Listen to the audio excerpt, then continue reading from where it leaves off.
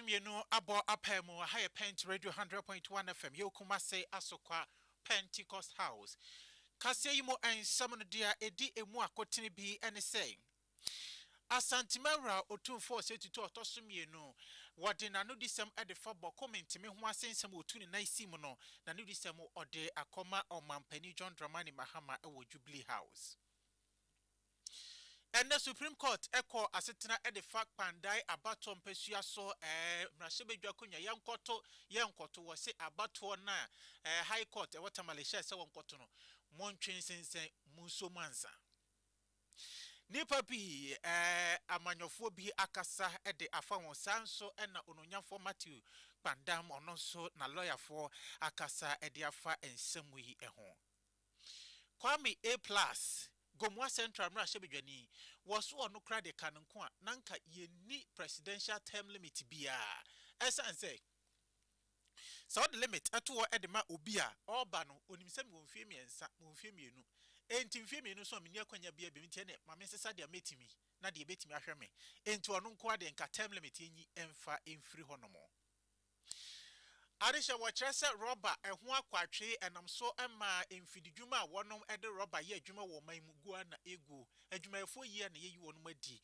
wei enam so wamra Shebedwani parliamentary ranking member on trade and industry ononyamfo Michael Ochirebe fi edina no atumu akasa ewo ensemu yi ehun Yabakwa manane ensemu yekopiemu ewo DR Congo rebels M23 ene wone DR Congo abina srafo wode ayam so no rebels ikire se nipa obetimi akasa ma wono magyae ana omanye betimi atu ni nasim ese yenya ntokwa anase yenyai monsase a yegye ebegyae no US ono nko a obi eni hobiem ensemirim ka wana matena se na nwumre ede bro sinunum ene fa kase ni mo asera na yefen koma Oheneba Spices na fin so Oheneba non dairy pardon mako no madama ene enya hoden ede kase bro kwabna usodumi oni mame adwa ahenkra ne ni free kase dem hono se KOK ene nwumre what technical room on wo streaming na live ede emame medi ene Oheneba Nyarko yanyi aboafo nkrato ede kase ni chimu beto awoso enche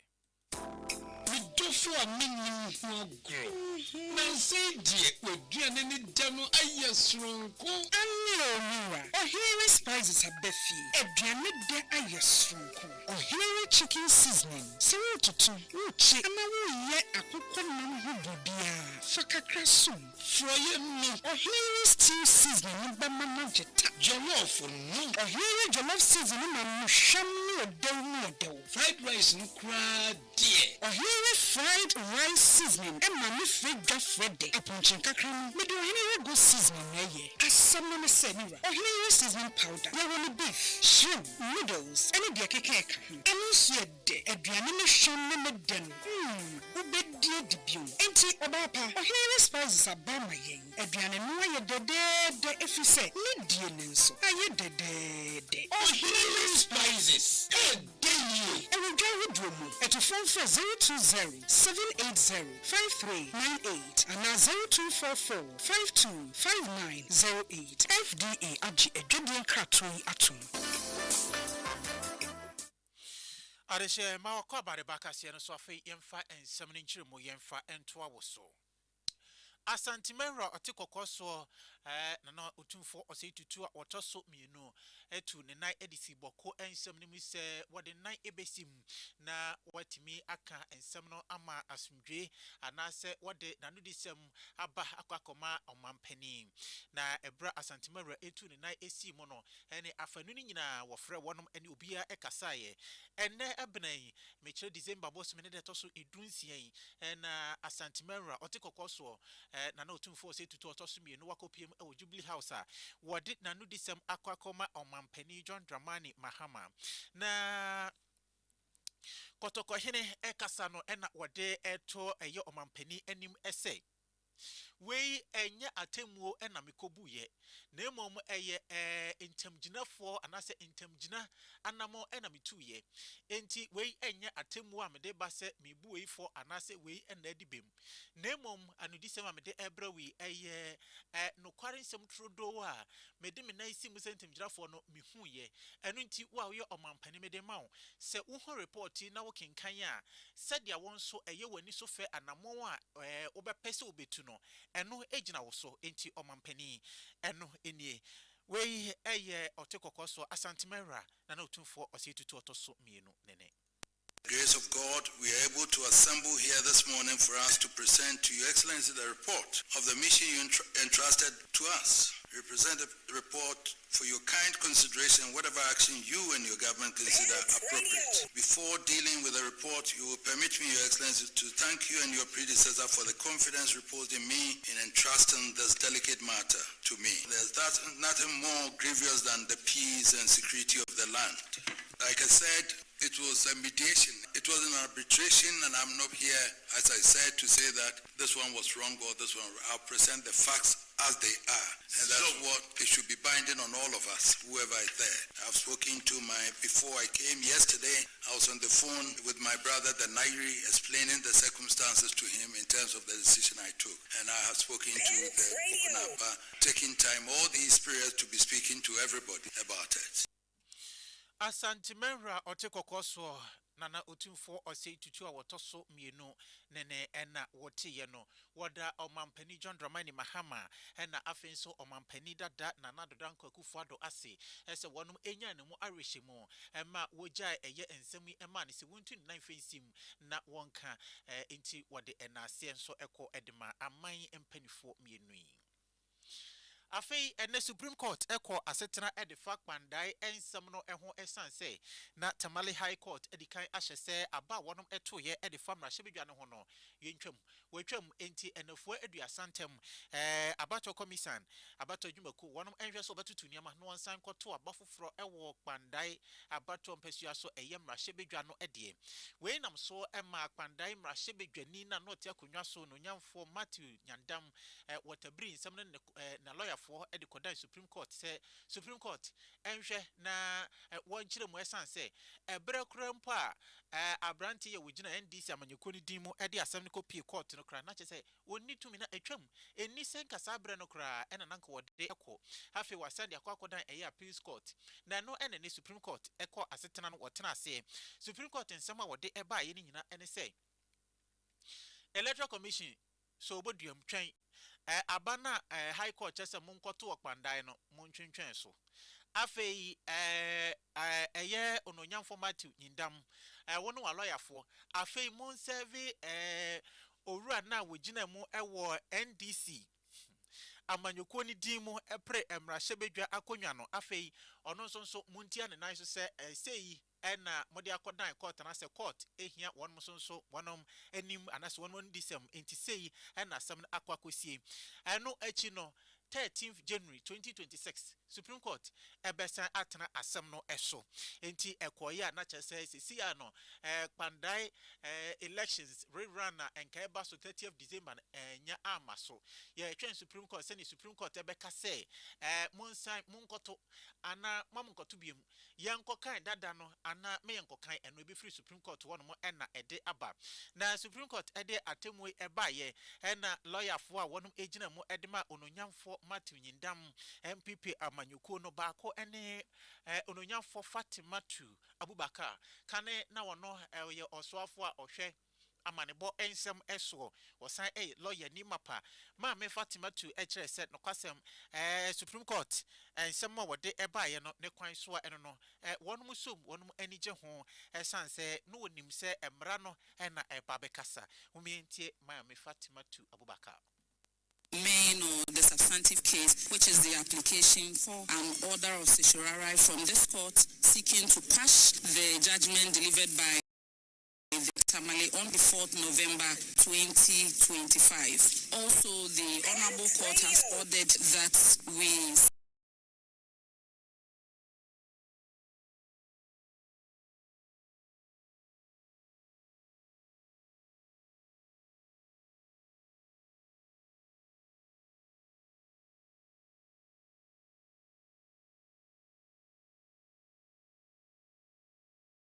the subsequent sittings of the court set at 13 January 2026. The applicant actually prayed for suspension of the process pursuant to the hearing of the substantive matter, and that is contained in the supplementary affidavit that was served on the Honorable Court. So we are most grateful to the court. It's in the interest of justice, but where a legal issue is persistent and we have not reached the finality of it, we do not proceed to take any such decisions that will fall hand of the courts.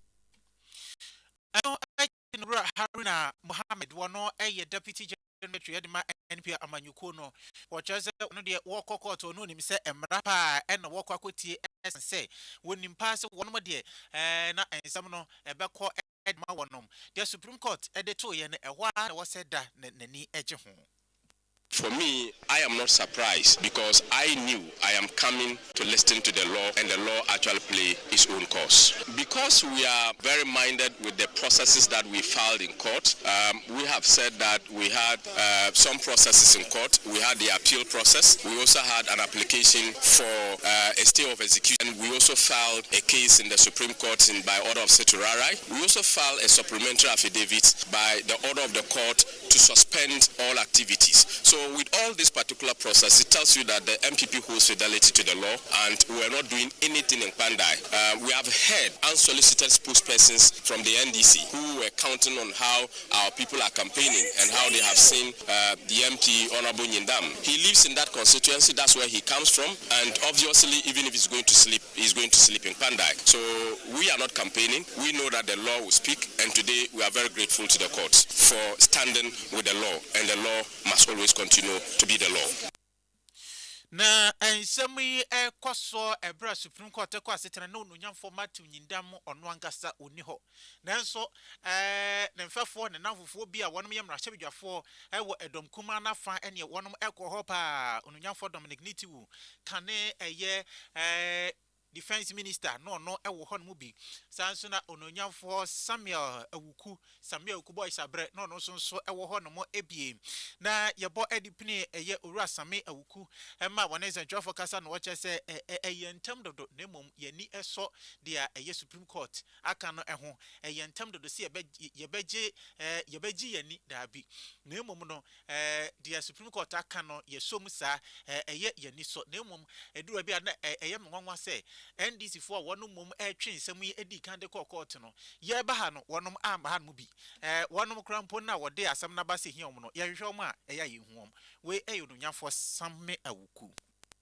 It's early days yet, but we celebrate modest gains. I believe that it's only fair that in the interest of justice, if the case has not been adjudicated upon, it cannot be seen that the court is allowing a rerun of the polls when the very application before the court has not been decided upon. Again, I find it weird, I find it strange that the NDC, they took this case to court, but you are not making yourself available for you to be served. And I find that very strange. You have brought the matters to court, you believe you have a good case, why are you running away from service? I'm happy that the court also granted orders to the effect that the person can be served through WhatsApp and other means. Thank you. Meda se na owura Same awuku anusi ye na Central Forces shefa yemwa entimoma yemo emfempini owura Rashid Tanko computer ene ye kano NDC amanyuko di mu a wono na Deputy Director of Elections and IT Emma yebo pini no say na ye Supreme Court mo se mo hwe ye koye den obi an serve yen to nsan frɛ ye mfrɛ ye kwakohwe den sebe edan ne ye kohwe ana se ajagefo no na ye kwakohwe won mani da bi ye ho no de ya mfrɛ enti enko na MPP for de omo ye de omo sere omo ho mo san se Supreme Court kire se yen twentwen so wagase yentwamu wo se yen twentwen so enti ye campaign ti omo de mo ntana ho se 13th January Supreme Court kokotena so na fe wo se monkoto abana enya fe ne yedi namienu ba be campaign da bi ti campaign no ye sim krada na de NPP for omo enunu omo ho no mo nsere. if I'm not served a writ or I've not been given a sermon to appear in court, should I just walk to the court just because I want to see the faces of the justices? Or I'm coming to see the building? We have other business doing. In fact, we are having our party activities here. We are planning to go and demolish NPP in Panda. I should waste time and come and be sitting in the court listening to Nonsra. What they have gone there to do is to waste their own time. That 13th, they have put it there. We will slug it out with them. The Supreme Court says they should suspend the election. Supreme Court didn't say we should suspend campaign. They said they didn't cancel it. So I should wait until 13th when they give me that, okay, you can now go ahead. Then I use only 2 days to go and do the election. No, the Supreme Court says I'm following by their dictates. It's very clear. Suspend the election whilst we wait for the NPP to go in for their substituted service. Does the burden lie on them? They should go with that route. We are here. We are not fugitive. Yawaha, Yanny, who ye Johnny Yawaha, ain't MP for the Omontoaso. Now, ye campaign, serious one, oh, Bandai, into a year on for Dr. Rashid, Tanku computer, Nene, and Yetiano. Yaraswa amanyosem emu na yemo enfengremu gomua central mrashe bedwani waye your friend Kwame Asare Oben dodo na nimnisi your friend Kwame A+ wasanso so adwuntini wone ensenchoni bi akasa ama yansonso yensa aka bi na ono en wo kire mu anase wode tudwase wono paade ka no nko a enka Ghana hanom term limit ya de ato wono se obi be omampani a okomfie nan ya yanto so aba o san ko emfie nan ka ho a untimi nyina bi menkon yenyin femfiri ho term limit yenyin femfiri ho wo se so hwe aman akese a won matumpo wiase na wo ka China na wo ka de aka ho a wo mu nyina enya de won ewo presidential term limit bia ewo ho no womu na etimi ama wonum aman anyini se oman ye manipa ne kwan nipa no obetimi aya ye ma ne kwan onto aso etesenka omampani John Dramani Mahama ye ma ne kwan kra yenyi temlem femfiri ho na ye ma na ifie nan fenka papa no obeye Ghana te se US na sa nipa yesi element na adenti ne element no na ondo susu se sebe amanyofo bi musuro a wonum esuro nyeso omusuro omampani Mahama se obekotete mu nemum omusuro se ebi eko betimi asore ewo na no maka se da bi de ofudu apa ene epia no eno nti yen pene so se yen fa term limit bi amra o mampani Mahama to aso eno ena amanyokufo bi wonum esuro na wosusu se nipa no oba na so obeye ade a first time na yetimi hu ene first time ni si ya na ho na nke epia nipa na to baby enti nipa no ba betena so no wo ya de pa yenyi time limit femfiri ho ni ama na kwa yempia no emfie nan so a ya to no so aba wasan atena so emfie nan so a ya san to no so aba wasan atena so wo se Ghana wo hoi Ghana fo de a enye obi ade a obi antimi wia obi anso ntimi sisi yen. I am 100% third term person, not because I want GM to go for a third term, but it's because I don't believe in term limits. I believe is that if we have somebody who is building, we must allow the person to build. Even John Mahama cannot stop us from testing the law. We are not interested in term limits. If China, they had term limits, they won't develop. UAE, all the countries that have developed, they are more sensible than us. They are going to space and all. They have removed term limits. Some of them don't have at all. Some of them have different laws that favor their progress. They know they can see what is happening in just one term. So they know that if there is a third term, they will never come to power again. So they are fighting their personal interest. Can you imagine John Mahama having another 4 years to build this country? You are talking about Las Vegas. John Mahama will build. All the man is looking for is a legacy. Look, John Mahama himself has stated clearly that he doesn't want a third term. So they are scared that one day the people of Ghana will rise in their numbers and say, JM, we want you. And let me tell everybody, the country called Ghana belongs to the people of Ghana. They should go and read the Constitution, the first paragraph of the Constitution. So their fear is not John Mahama. John Mahama is tired. He wants to go home. Leave something, go home and sleep. But everybody is scared that there can be a movement that will say, you are not going anywhere. Let's keep developing until we are tired with you. Kosisi Ebeka sa yabre ubeko so aye mampani esan se ehu ene papa bi ewo mu Kwame A+ na nsem eno no na yemo emfa enwura ensem hofro emu ewo amanyosem na emu Deputy Chief Executive Officer at Ghana Gaming Commission Lamtin Apanga wadena no atumbi sese kampa se niam bibi esi ewo amanyuko NPP mubra wonum ewo konwa so anase won mo aban mu a yentimi nyi Dr. Mamadou Bawumia emfemfiri mu da wose owura Bawumia waba ba ti se sabio agenko a wusa ne ho enye yie wose wono na dia ekọ so NPP mu bia no odimu ntintiman pa wose yente ha na oba ye to abama wo mo betena konwa so anche boson ba akọ wose Ghana CD machi na gina ho ma lock ne safoa no me de ato apum yente ha na afa die na koba ya ye ka se enne se bibi ko bone ana se ye economy ankoye wono mamamu mu a ebi mu ka se yenyini emfimfirim da bi yenyini firim anyeyi ne nsa wo mu pa.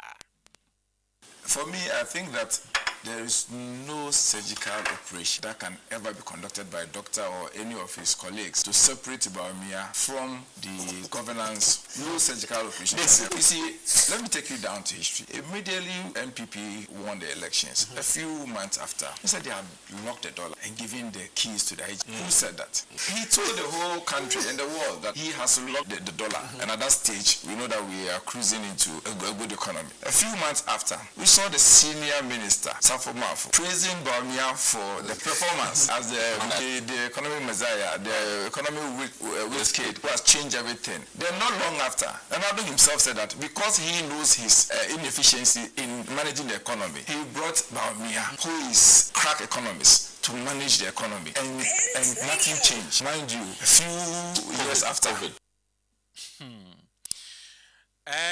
Obeka omampani dada nanado okno kase wono onye economist anase bani sikasem won hyeda nya ntu akwakofa owura ba omi ade naba so omra medane dan Ghana sikasem na enyina ne nan so na afia ba ne sem ye kase ankoyi a owura kenofuri atanko a omampani abi de akiri wonka ho da bi ne nsa wo mu pa oka ho bi.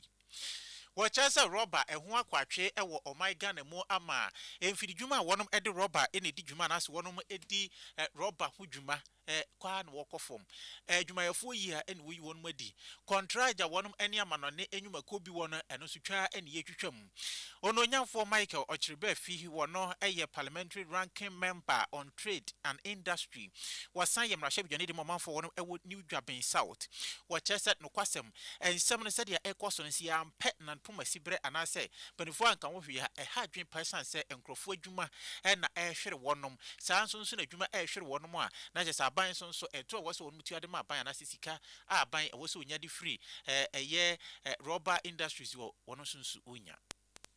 The rubber companies in this country are made up of about 5 or 6 companies, Ghana Rubber Estates, Narobis and other companies. They find it difficult in getting rubber to process. It will interest you to note that some of them have even lost contract with big tire manufacturing companies in the world. As it stands now, Ghana Rubber Estates deals with only Michelin, and they have even reduced the quantum of the contract. And they've even cancelled the contractual arrangement with Penile, which is one of the biggest tire manufacturing companies in Ghana. And it's a problem. Tree Crop Development Authority is now siding with those who come to the farm gate to buy and export raw, to the detriment of those who have established factories in Ghana so that they cannot even get rubbers to process. As it stands now, most of the processors have even reduced the number of staff they have. Ghana Rubber Estate used to employ more than 4,600 workers. Now they are doing about 3,000. And that one, they are even running shifts. Sometimes they have to close the whole. Not that they don't have machines to produce, not that they don't have money, but they don't have rubber to process. It is going to affect jobs. Now they cannot employ people that they're supposed to employ because they're supposed to employ close to about 20,000 workers. In the industry now, but they are doing less than even 6,000, which is not too good. You understand? That's the first point. 2, they will not be able to pay more in the form of taxes to government because if you don't generate more, you don't pay more taxes. Ononyamfo Ochiribe fi eto aso kire se wosre wofre eye osoafo ohwe sikasem eso sanso na obefre osoafo a wohwe eye ekuaye ensem so na afin so adwade ensem so se wonom baasa no wonka wo homom na wonfre eye opani kwankyerefo a wono na enei ye kan se rubber in the tree crop development na wada ano ese papa no onye hu bibi pa na wonhwe se obema nani eku Ghana emfidi dwuma eho asen se wode rubber rosa ebekọ abrochire akwakoton ede ama eyama no ne aman anase enwumaku a yennim baabi a wonmo wonu dwumadi a wodi ene mfaso a yempokura yenya ewo ho wose wo ka se ewo se eye finance ministry agric ministry and afen so eye trade and industry ministry no wonum enche papa entrase papa we CEO edema Tree Crops Development Authority no one chene entrase na won kasa ensem we emfengu na som esanse Ghana emfidi dwuma ehu hia na egu. I want to call on the Minister of Finance, the Minister of Agric, and the Minister of Trade, these three ministers, to call the Tree Crop Development Authority CEO to order. In other words, they should be able to sit down with him and give him a proper matching order to support Ghanaian businesses. Better than champion the cause of like a foreigner that you cannot even trace where they are taking the thing to. I mean, you cannot trace their business because you don't know where they are taking the thing to. So their business cannot be traced. They are just doing business. They'll come to you as an agent, like so, and you just go to the farm gate, buy, take it to Tema, export it, and take money. A businessman has set up a business in Ghana. He wants to employ more people. You said, no, I want to disadvantage you. I'm a Ghanaian, but I will not allow you to do business. That is wrong. So we're expecting the Tree Crop Development Authority to stand in for the local processors.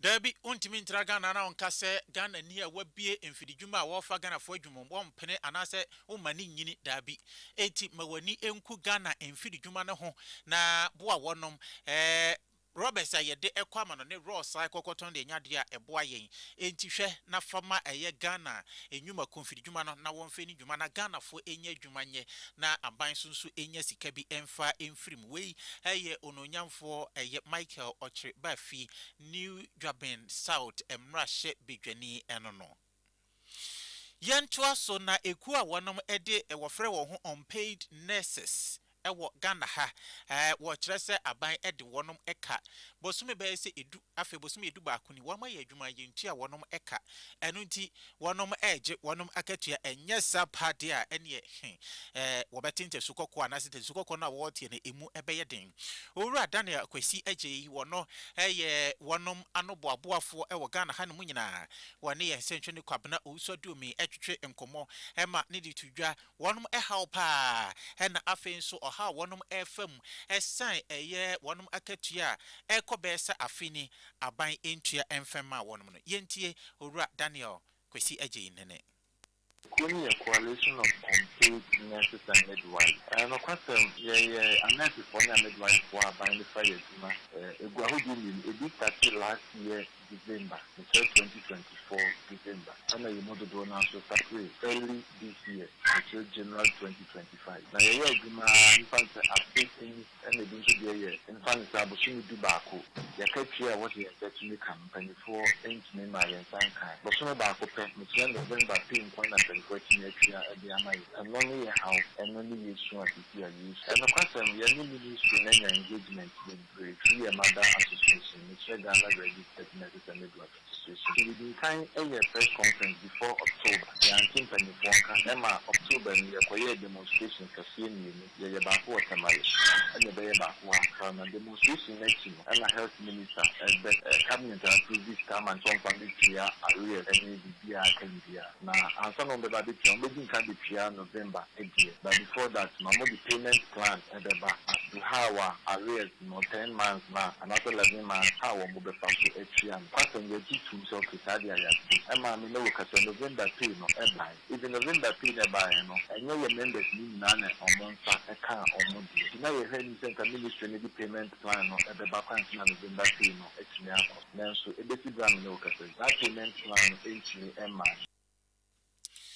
Payment plan bi MI essence wo boy na ho ba ese obedi kan tua bosome ba kwa no achi no payment plan be buy de betua de aka ni nyina nanso ye no ka say payment plan bi MI nanso chese akatua na MI ba ko pe na mutua November wontua ebiem payment plan ewe he we unpaid nurses and midwives one ewo Ghana ha no mo na esuin da fe ye be sorry ensem no anase kase no so ne yenkopie mo ewo obi man so DR Congo, Democratic Republic of Congo. Meno ekase na pie famu de ehon masundwe eni ho.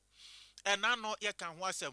Omanfo E2 wonum edimrika wonum edwane na wo hwe mekobi ma ye ba ga ne de keka ho Ghana must go nkrofo esoso na wachechire wo ma abo machi sanse atubra ne na ekasa ewo DRC wonum pie famu wonum na are ho papa. Kra itwato okra ewo pie famu wonum no rebels M23 wonum age. Na wonum age ye no na eye owura Marco Rubio, one a US Secretary of State, or not as a foreign affairs minister, or cast a derby. There was war a year, one of their rebels in a unacceptable and yet cry ye jutuma in ye. Na no echi ena ura nanga, one no ena a that rebel see ano a war a year Eastern DRC one more watchers say rebels one a domano M23. Watchers say. Corona one maje and one juma would do honomono. Or Maya or best one manas or Becca's will meet a US. As the US spent one air trains US cassette there Munyai and I say ni sainty Munjai and you won't be ja one best sorry Eddie free honomo. Yabeka December bosmia and that also a 9 and Rwanda Mampeni Urapo Kigami one a year Democratic Republic of Congo Mampeni Womina Ekoko mo Washington abanke siemu Emma Wado on Sakosha Pamasi Sanse Dodo Nani Susi say Rwanda aban ono and a share M23 for ye chia. Wash our Mabasamudin, not one of AJ a year peer from we at the field a DRC aban and some Nenso Urapo Kigamiches and Yanokre into a science or no on count Ninsa and Shimbi. Nanwechi and a rebel see one Muguswa to draw one of agents as CGG in Kra. They are a chat to a crowd Eastin, one of just one of Ajia, and the one which I say US aban Ekas woman in Yai and son one of Ebijai. Arisha Yemfa and Samnina Enfa NC. Dia ede emu akotene bi ene se Asante Mera te kokoso na no say tutu otoso mienu ede na nudi sem akoma eye omampani John Dramani Mahama ede fa boko mentime ho ase a otu ne nan esi mu no Supreme Court ahye Pandai Rana enka Tamale High Court se wonkoto eye enafoduasa entemu ananka yehwe nim se 30th December saba no beba so no Supreme Court se abano montwen sensen ansa Kasemu ya de brewo ese roba ehwan yeden ama mfidwuma wonom edi roba ehudwuma kwa na wonom ekofoma osida bi yejutum sa enyeye na enhyembi mu ka ho na metena se na nwumre ede brewo se nonum ene fa kase me amede bro medi ene Oheneba Nyarko kasemu na ase ne yedema Ohenere spices na fen so Ohenere no dairy pardon me so wonma dama wonum ene so ya sisika fam ema yede kase ne ebro kwabne usodume ene ma me adwa ne bomachidom eri free kase dem honomo Seke okay ena etana technical room on streaming in live wo Facebook ede emame me sorry see the Pentecost we beto so enche macra Radio